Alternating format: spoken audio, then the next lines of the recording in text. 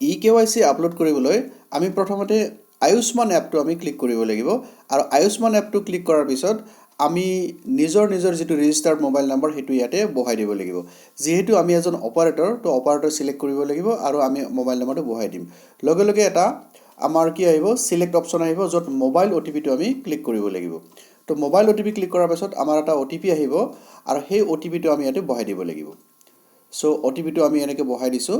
বহাই দিয়াৰ পিছত আমি দেখিম যে ইয়াতে এটা ক্যাপচা আহিছে আৰু এই ক্যাপচাটো আমি একেলগে ইয়াতে বহাই দিব লাগিব তো ক্যাপচা পুট কৰাৰ পিছত যেতিয়া আমি সাৰ্চ হ'ব এটো সাৰ্চ হোৱাৰ পিছত এখন নতুন ইন্টাৰফেস আহিব ইয়াত দেখিছে ষ্টেট সো আমি ষ্টেট বুলি কোৱাৰ লগে লগে নিজৰ আসাম সিলেক্ট কৰিব লাগিব তো ষ্টেট সিলেকশন কৰাৰ পিছত দ্বিতীয় অপচনটো আমাৰ আহিছে ইয়াতে স্কিম তো এই স্কিমটো হ'ব আমাৰ এনএফএস ইয়াৰ পিছৰ যেটো অপচন আছে আমাৰ হেতু হৈছে সাৰ্চ বাই ফ্যামিলি আইডি এটাই অপচন আছে তাৰ পিছত ডিস্ট্ৰিক্ট নিজৰ যি ডিস্ট্ৰিক্ট হয় হেতু ক্লিক কৰিব লাগিব তাৰ পিছত ফ্যামিলি আইডি সো এটা ফ্যামিলি আইডি মানে হৈছে সেই পৰিয়ালটোৰ ৰেশন কাৰ্ডৰ নাম্বাৰটো এটো যাতে কোনেও ভুল নকৰে এটো ম্যান্ডেটৰি হয় তো এটো দিয়াৰ পিছত আমি সাৰ্চ কৰিম সাৰ্চ কৰিলে সেই পৰিয়ালটোৰ যি কেইটা মেম্বাৰ আছে গোটেই মেম্বাৰখিনি ইয়াতে আহি যাব আৰু লগতে যিজন মানুহৰ আমি KYC বনাব লাগিব হেতু ৰঙা আখৰে হাইলাইট হৈ আহিব আৰু আমি ক্লিক কৰিব লাগিব সো ইয়াতে আমি ক্লিক কৰোতে সেই মেম্বাৰজন আহিছে মেম্বাৰজন আহাৰ কাৰণে চাৰিটা অপচন আছে সো আমি আধাৰ আৰু ফেস অথেন্টিকেশনটো আমি অপচন ল'ব লাগিব সো মই ইয়াতে প্ৰথমতে আধাৰ অথেন্টিকেশন লৈছো সো এটা আধাৰ নাম্বাৰটো বহাই দিয়াৰ পিছত সাৰ্চ কৰিছো কৰাৰ ইয়াতে এটা কি আহে আমাৰ এটা মানে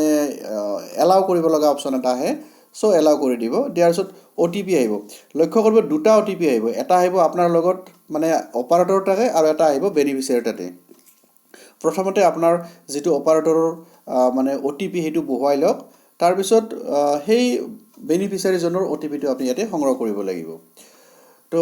বেনিফিচিয়াৰিৰ পৰা সংগ্ৰহ কৰিলে আপুনি কৰাৰ পিছত কি হ'ব কিছু সময় ৰখাৰ পিছত ইয়াতে আমাৰ প্ৰসেসিং হোৱাৰ পিছত ইয়াতে দেখাব সাকসেস দেখাব এতিয়া বেনিফিচিয়াৰি এটা ফটো ল'ব লাগিব যদি মানুহজন সন্মুখত উপস্থিত নাথাকে তেতিয়ালে আপুনি মোবাইলৰ পৰা ফটো ল'ব পাৰে সো এই ক্ষেত্ৰত মই মোবাইলৰ পৰা এই বেনিফিচিয়াৰি ফটো এটা লৈছিলো আৰু সেই ফটোটোকে আমি ইয়াতে আপলোড কৰি দিছো মনত ৰাখিব এইটো ফটোয়ে আয়ুষ্মান কাৰ্ডৰ ফটো হিচাপে থাকি যাব গতিকে ফটোটো অলপ ভালকৈ ল'ব তো লোৱাৰ পিছত যেতিয়া সাকসেস দেখালে তলত আৰু কেইটামান ইনফৰমেশন আপুনি বহাব লাগিব যেনে ধৰক মোবাইল নাম্বাৰ সো মোবাইল নাম্বাৰটো যদি আপুনি বহাই দিয়ে মানে এটা ইয়েস আৰু নো দুইটা অপচনে আছে আপুনি ইয়েস কৰিলে ওটিপি ভৰাব লাগিব নো কৰিলে ভৰাব নালাগে তো ইয়াৰ পিছৰ ইনফৰমেশনটো আছে যেনে ৰিলেশন মানে ৰেশন কাৰ্ডত যাৰ নাম থাকিব সেই মানুহজনৰ লগত এই ব্যক্তিগৰাকী ৰিলেশন কি লিখিব লাগিব সো ইয়াতে মই ডটাৰ লিখিছো ইয়াৰ পিছত পিন নম্বৰ লাগিব